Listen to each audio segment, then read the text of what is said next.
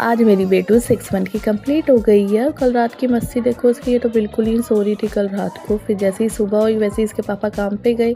उसके बाद फिर मैं अपना काम ख़त्म करने लग गई और मैंने सोचा कि अभी नायरा सो रही है तो अपना काम ही ख़त्म कर लेती हूँ, उसके बाद फिर अपनी बेटू के साथ खेलूँगी।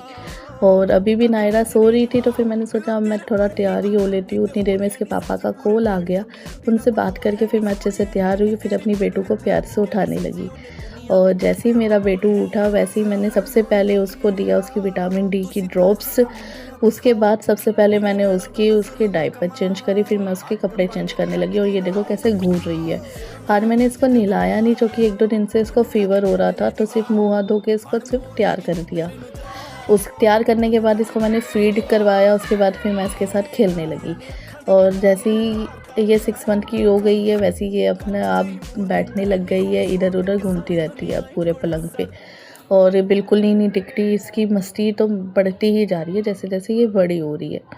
और फ़ीड करवाने के बाद फिर मैंने इसके साथ बहुत सारा खेला और कभी ये इधर पलटती है तो कभी उधर पलटती है, इधर-उधर होती रहती है। फिर इसकी नानी से बात की, जब तक इसकी नानी से बात कर रही थी उतनी देर में इसने मेरे बाल पूट-पूट के, ये तो चाह रही थी कि मेरे को गंजा ही कर दे। फिर इसके पापा आए तो उनको खाना दिया, फिर दोपहर को हम सो गए थे। फिर इसकी शाम को नानी आई।